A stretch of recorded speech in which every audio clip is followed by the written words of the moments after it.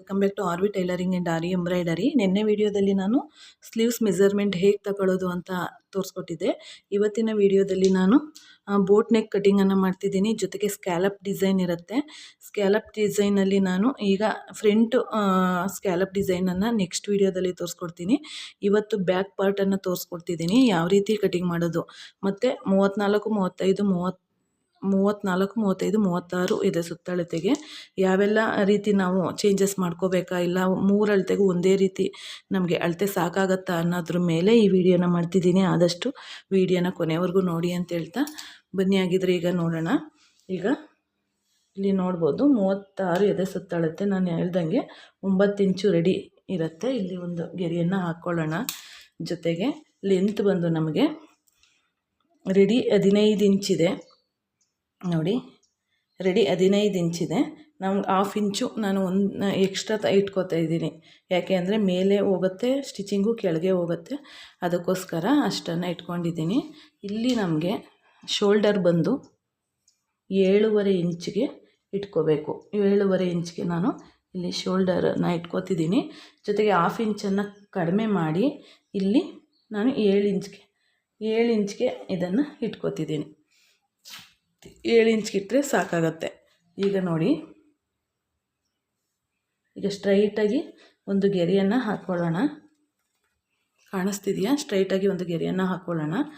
ಜೊತೆಗೆ ಇದಾದ ನಂತರ ನಾವು ಇಲ್ಲಿ ರೌಂಡನ್ನು ತೆಗಿಬೇಕಲ್ಲ, ಅದಕ್ಕೆ ನಾವಿಲ್ಲಿ 1/2 ಇಂಚನ್ನು ಒಳಗಡೆಗೆ ತಗೊಳ್ಳೋಣ.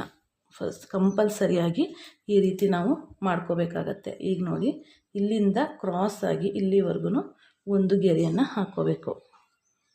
ಕ್ರಾಸಾಗಿ ಒಂದು ಗೆರೆ ಹಾಕ್ಕೊಳ್ಳೋಣ. ಹಾಕ್ಕೊಂಡು ಇಲ್ಲಿಂದ ಈ ರೀತಿ ನೋಡಿ, ಈ ರೀತಿ ಬರುತ್ತೆ. ಏನು ಸ್ಲೀವ್ಸ್ ರೌಂಡು ಬಂದು ಈ ರೀತಿ ಬರುತ್ತೆ. ಈಗ ನಾವು ಇಲ್ಲಿ ವಿಡ್ತನ್ನು ನೋಡ್ಕೋಬೇಕು. ಅದರಿಂದ ಎಷ್ಟನ್ನು ಇಡಬೇಕಾಗತ್ತೆ ಅಂತಂದರೆ ನೋಡಿ, ನಾವು ಈ ಸ್ಲೀವ್ಸಲ್ಲಿ ನಮಗೆ ರೆಡಿ ಅಳತೆಯಲ್ಲಿ ಎಷ್ಟು ಅಳತೆ ಬೇಕಾಗತ್ತೆ ಅಂತ ನೋಡ್ಕೋಬೇಕಾಗತ್ತೆ. ನಮಗೆ ರೆಡಿ ಬಂದು 2.5 ಇಂಚು ಬೇಕಾಗತ್ತೆ. ಇಲ್ಲಿ 1/4 ಇಂಚು ನಮಗೆ ಇದಕ್ಕೆ ಹೋಗುತ್ತೆ ಸ್ಟಿಚಿಂಗ್ಗೆ, ಇಲ್ಲಿ 1/2 ಇಂಚು ಹೋಗುತ್ತೆ. ಅಲ್ಲಿಗೆ ನಾವು 3/4 ಇಂಚನ್ನು ಇಟ್ಕೊಂಡ್ರೆ ಅಲ್ಲಿಗೆ 3/4 ಇಂಚಾಯಿತು.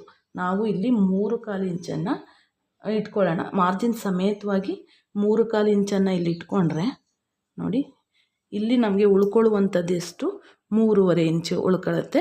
ನಮಗೆ ಸಾಕಾಗತ್ತೆ. 3.5 ಅಥವಾ 4 ಇಂಚ್ವರೆಗೂ ನಿಮಗೆ ಇಲ್ಲಿ ಎಷ್ಟು ಡಿಸ್ಟೆನ್ಸ್ ಬೇಕು ನೋಡ್ಕೊಂಡು, ಕೆಲವರು ಚಿಕ್ಕದಾಗಿ ಇಟ್ಕೊತಾರೆ, ಕೆಲವರು ದೊಡ್ಡದಾಗಿ ಇಟ್ಕೊತಾರೆ. ಅದ್ರ ಮೇಲೆ ಇದು ಡಿಪೆಂಡ್ ಆಗುತ್ತೆ. ಇಲ್ಲಿ ಬಂದು ಇದು ಬ್ಯಾಕ್ ನೆಕ್ ಡಿಸೈನ್ ಆಗಿರೋದ್ರಿಂದ ಇಲ್ಲಿ ನೋಡಿ, ಇಲ್ಲಿ 3.5 ಇಂಚಿಗೆ ಒಂದು ಮಾರ್ಕನ್ನು ಮಾಡ್ಕೋತೀನಿ. ಮಾರ್ಕನ್ನು ಮಾಡಿಕೊಂಡು ಇಲ್ಲಿ ಒಂದು ಬಾಕ್ಸನ್ನು ಹಾಕ್ಕೊಳ್ಳೋಣ. ಫಸ್ಟು ಇಲ್ಲಿ ಒಂದು ಬಾಕ್ಸನ್ನು ಹಾಕ್ಕೋಬೇಕು ನೋಡಿ. ಬಾಕ್ಸ್ ಹಾಕ್ಕೊಂಡು ಮೇನ್ ಇದು ಈ ರೀತಿ ಬಾಕ್ಸ್ ಹಾಕೊಳ್ಳೋದ್ರಿಂದ ನಿಮಗೆ ಬೋಟ್ ನೆಕ್ಕು ಚೆನ್ನಾಗಿ ಬರುತ್ತೆ. ಈ ರೀತಿ ಬಂತು. ಈಗ ಇದಕ್ಕೆ ನಾವು ನೋಡಿ ಈ ರೀತಿ ಒಂದು ಬಾಕ್ಸ್ ಟೈಪಲ್ಲಿ ಈ ರೀತಿ ಕ್ರಾಸಾಗಿ ಒಂದು ಗೆರೆಯನ್ನು ಹಾಕ್ಕೋಬೇಕು. ಇದು ನಮಗೆ ಬೋಟ್ ನೆಕ್ಕಿಗೆ ಬರುತ್ತೆ. ಈಗ ನಾವು ಲೆಂತ್ ಬಂದು ಇಲ್ಲಿಂದ ತಗೋಬೇಕು. 10.5 ಇಂಚಿದೆ. 1/2 ಇಂಚು ಮಾರ್ಜಿನಿಗೆ ಬಿಟ್ಟು ನಾನು 11 ಇಂಚನ್ನು ಇಟ್ಕೊಂಡಿದ್ದೀನಿ. 11 ಇಂಚಿಗೆ ಮಾರ್ಕನ್ನು ಮಾಡಿಕೊಂಡು ಇಲ್ಲಿ 3.5 ಇದೆಯಲ್ಲ, ಈ 3.5ಗೆ ಒಂದು ಮಾರ್ಕನ್ನು 3.75ವರೆಗೂ ಮಾರ್ಕನ್ನು ಮಾಡ್ಕೋತೀನಿ ನಾನಿಲ್ಲಿ ನೋಡಿ. ಈಗ ನಾವು ಇದಕ್ಕೆ ಯಾವುದೇ ಡಿಸೈನ್ ಬೇಕಾದರೂ ಡ್ರಾ ಮಾಡ್ಕೋಬೋದು ನೋಡಿ. ಇದಕ್ಕೆ ಯಾವುದೇ ಡಿಸೈನ್ ಬೇಕಾದ್ರೂ ಡ್ರಾನ ಮಾಡ್ಕೊಬೋದು. ಈ ರೀತಿ ಇಷ್ಟು ಇಲ್ಲಿ ನಮಗೆ ಇದು ಬೇಕಂದರೆ 30 ನಮಗೆ ಸುತ್ತಳತೆ ಬೇಕಾಗತ್ತೆ. 30ರಲ್ಲಿ ಅರ್ಧ ಎಷ್ಟು 15ರಲ್ಲಿ ಅರ್ಧ ಅಂದರೆ 7.5 ಇಂಚು. 7.5 ಇಂಚಿಗೆ ಒಂದು ಮಾರ್ಕನ್ನು ಮಾಡ್ಕೋತೀನಿ. ಪುನಃ 1/2 ಇಂಚು, ಪುನಃ 1 ಇಂಚು ನಾವು ಟಕ್ಸ್ ಹಿಡಿಯೋದಕ್ಕೆ 1 ಇಂಚು ಪ್ಲಸ್ 2 ಇಂಚನ್ನು ನಾನು, ಯಾಕೆ ಅಂದರೆ ಅದು ಹುಡುಗಿ ಜಾಸ್ತಿ ನಮಗೆ ಮಾರ್ಜಿನ್ ಬೇಕು ಅಂತ ಹೇಳಿದ್ದಾರೆ. ಅದರಿಂದ ನಾವು ಅಷ್ಟನ್ನು ಬಿಟ್ಕೋತಾ ಇದ್ದೀನಿ. ಮಾರ್ಜಿನ್ಗಾಗಿ ಒಂದು 2 ಇಂಚು ಎಕ್ಸ್ಟ್ರಾನ ಬಿಟ್ಟಿದ್ದೀನಿ. ಬೇಕಂತಂದರೆ ಆಮೇಲೆ ಬೇಕಾದರೂ ಕಟಿಂಗನ್ನು ನಾವು ಮಾಡ್ಕೋಬಹುದು. ಈಗ ನೋಡಿ, ಇಲ್ಲಿಂದ ಇಲ್ಲಿಗೆ ಅರ್ಧ ಅಂದರೆ 7.5ಯಲ್ಲಿ ಅರ್ಧ, ನಮಗೆ ಅರ್ಧ ಎಷ್ಟು ಬರುತ್ತೆ ನೋಡಿಕೊಂಡು 3.5 ಬರುತ್ತೆ. ಇಲ್ಲಿ ನೋಡಿ, 7.5, ಅಲ್ಲಿಗೆ 3.25 ಬರುತ್ತೆ. ಇಲ್ಲಿಗೊಂದು ಮಾರ್ಕನ್ನು ಮಾಡಿಕೊಂಡು ಈ ಕಡೆ 1/2 ಇಂಚ್, ಈ ಕಡೆ 1/2 ಇಂಚು, ಇಲ್ಲಿ 4 ಇಂಚ್ವರೆಗೂ ಮಾರ್ಜಿನನ್ನು ಹಾಕ್ಕೋಬೇಕು. ಏನಕ್ಕಿದು ಟಕ್ಸ್ಗೆ, ನಮಗೆ ಟಕ್ಸ್ ಕಂಪಲ್ಸರಿ ಹಾಕೋಬೇಕಾಗತ್ತೆ. ಹಾಗಾಗಿ ಈಗ ಇದನ್ನು ಡಿಸೈನನ್ನು ಕಟಿಂಗನ್ನು ಮಾಡ್ಕೊಳ್ಳೋಣ. ಇಲ್ಲಿ ನಮಗೆ ಯಾವುದೇ ಡಿಸೈನ್ ಬೇಕಾದರೂ ನಾವು ಕಟಿಂಗನ್ನು ಮಾಡ್ಕೋಬೋದು. ಇದನ್ನು ನಾನು ನಂತರ ಮಾಡಿ ತೋರಿಸ್ತೀನಿ. ಸ್ಟಿಚಿಂಗ್ ಮಾಡುವಾಗ ಡಿಸೈನ್ ಯಾವುದನ್ನು ಮಾಡಿದೆ ಅಂತ ನಾನು ತೋರಿಸ್ತೀನಿ. ಆಗಿದ್ದರೆ ಈಗ ಈ ಕಟಿಂಗನ್ನು ಮಾಡ್ಕೊಳ್ಳೋಣ ಅಲ್ವಾ. ಇಲ್ಲಿ ಬಂದು ಮತ್ತು ಇನ್ನೊಂದು ಕಂಪಲ್ಸರಿ ಇಲ್ಲಿ 1/2 ಇಂಚು ಕೆಳಗಡೆಗೆ, ಇಲ್ಲಿ ನೋಡಿ 1/2 ಇಂಚು ಕೆಳಗಡೆಗೆ ಮಾರ್ಕನ್ನು ಮಾಡ್ಕೋಬೇಕು. ಯಾಕೆಂದರೆ ಕಂಪಲ್ಸರಿ ನಾವು ಇದನ್ನು ಬೋಟ್ ನೆಕ್ಕನ್ನು ಸ್ಟಿಚ್ ಮಾಡುವಾಗ ಇದು ಕಂಪಲ್ಸರಿ ನಮಗೆ ಬೇಕಾಗತ್ತೆ. ಹಾಗಿದ್ರೆ ಈಗ ಕಟಿಂಗ್ ಮಾಡ್ಕೊಳ್ಳೋಣ ಅಲ್ಲ. ಈಗ ನೋಡಿ